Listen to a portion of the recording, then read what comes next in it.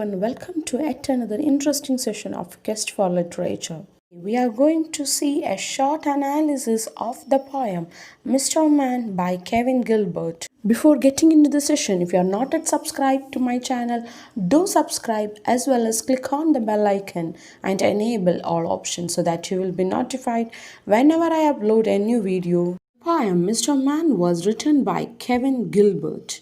First, let us see about the poet. Kevin Gilbert was an indigenous Australian writer, artist, poet, and playwright. He was an active human rights defender. Also, the winner of the 1978 National Book Council Prize for writing for Living Black Talks to Kevin Gilbert, which was written in 1977. Kevin Gilbert died in 1993. Mr. Man is an inquiry of the poet. It summarizes Aboriginal sense of identification with the land.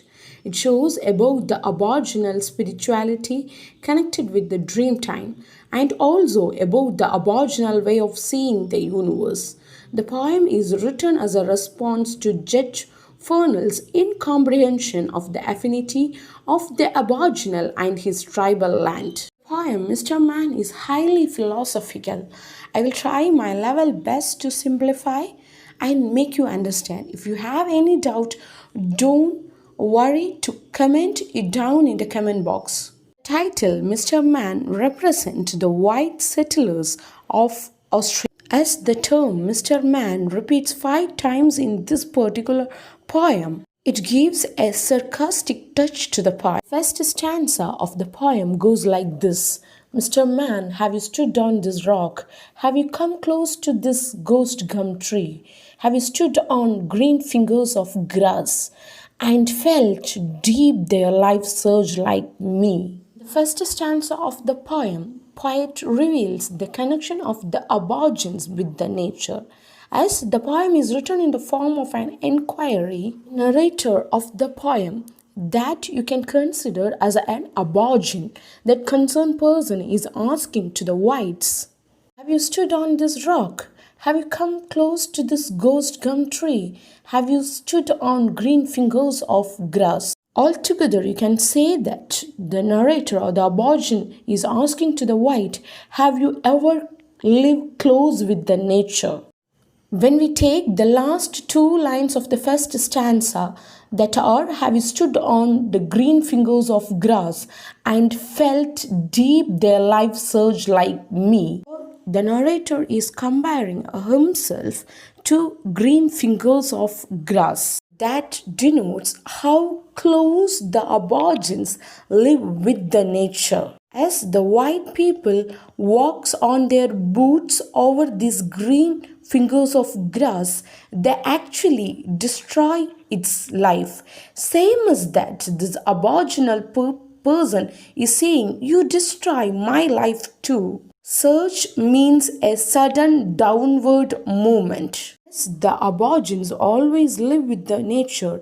Each and every changes in the nature affected their life. Second stanza goes like this.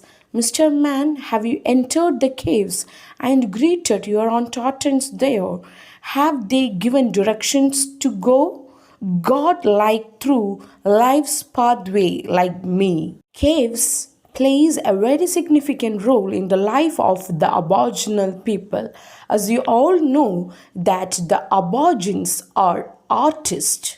They used to draw good pictures in these caves, which remain there as cave paintings. Actually, these cave paintings gave directions to the Aboriginal people. Now, the Aborigines are asking to the whites, have you entered the caves and greeted your auntons there?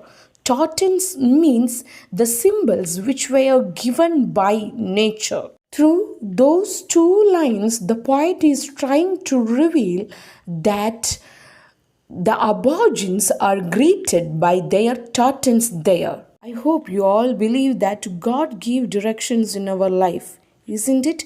Same as this, for this Aboriginal people, these caves give directions to them. The symbols or the drawings on these caves can be understood only by these aborigines. They cannot give any directions. I mean, the cave paintings cannot give any directions to the whites. The whites who comes to Australia destroy all these caves and all these things for their development. Third stanza goes like this. Mr. Man, have you stood on the shore of this land your own soul now rent bare, and discovered the hatred you wrought, the sufferings, the death you ploughed here? The third stanza here, the poem takes an aggressive tone. The narrator is questioning the Mr. Man. Have you ever realizes that your soul is renting bare in our land? Next one, have these white people ever realizes the hatred they brought to this country, the sufferings, the death which they created in Australia? The fourth stanza is the longest stanza of this poem, and it is like this. Mr. Man, have you looked at your face like mine that is mirrored in land? Your reflections only on pools. My image goes deep in the sand, the soil and the rock and the trees. The soul of my people are here, the birds and the clouds and the breeze, the sun and the moon and the stars. Talk to me, or of me they dwell.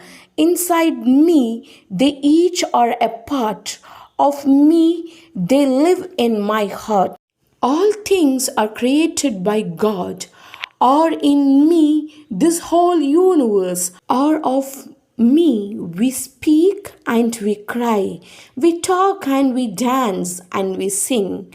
And I bring them gift of my soul, of my love God has bidden me bring. Fourth stanza describes about the dream time that the aborigines had in Australia. The first question here the narrator is asking to the white people is that, have you ever seen your reflection on the land?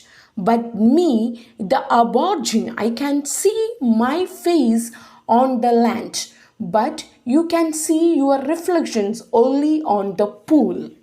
As the aborigines live with the nature, they can see their reflections on the land, but the whites, they need the support or the help of some external thing like a pool to see their reflections. When we go through the remaining lines of that particular stanza, we feel like the aborigines live with the nature.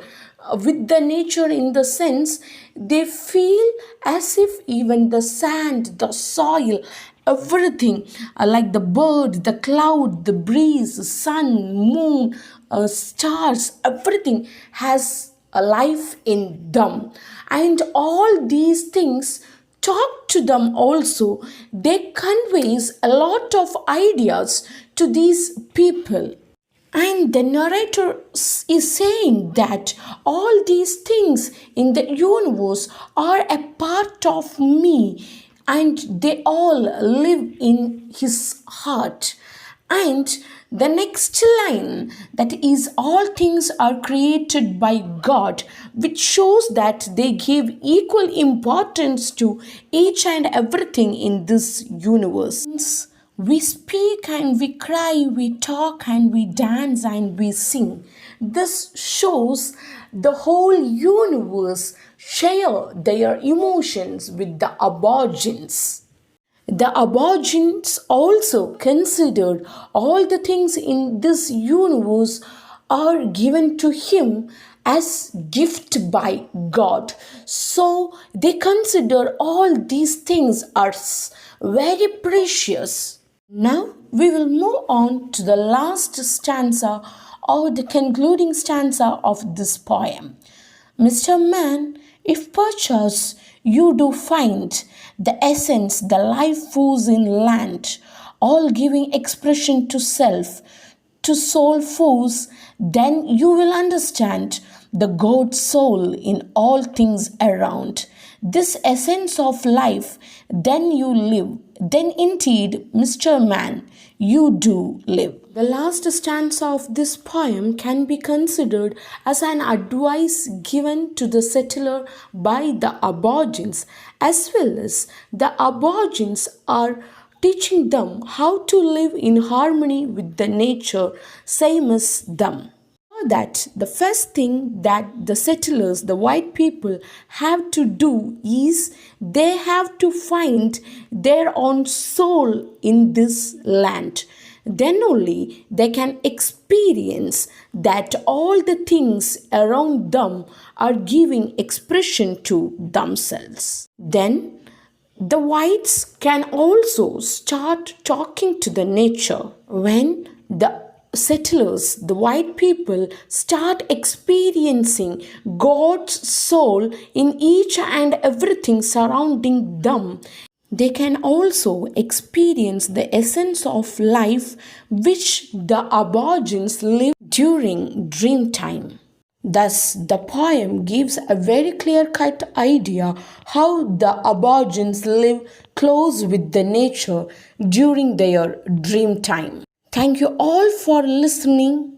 If you feel the video is good, like it as well as share it with your friends. Till the time we meet next, stay tuned to Quest for Literature. Keep reading and know the world.